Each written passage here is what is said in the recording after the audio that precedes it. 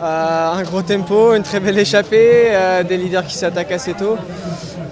Beaucoup de coureurs connaissent la course aujourd'hui et l'endroit pour faire des stages en Sierra Nevada. Donc voilà, on sait que c'est une étape très difficile, beaucoup de dénivelé. Ça reste une étape qui va faire aux alentours des 5 heures, donc ça reste une étape quand même assez longue. Donc voilà, je pense qu'il risque d'y avoir une très belle échappée et on verra bien comment ça se passe. Alors, une très belle échappée, c'est avec les leaders actuels du classement général ou de préférence sans eux?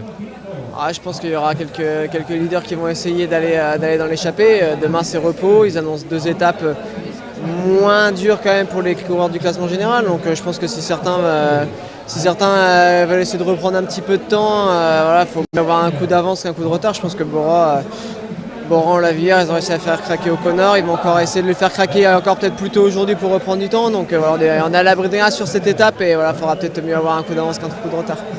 C'est un peu inhabituel, une étape de haute montagne qui se termine en ville. Comment ça se gère? Oui, on va pas dire que c'est de la haute montagne non plus parce qu'on n'approche pas des sommets à plus de 2000 mètres d'altitude comme on a pu le faire sur le Tour, mais ça reste une étape quand même presque plus punchy que montagneuse.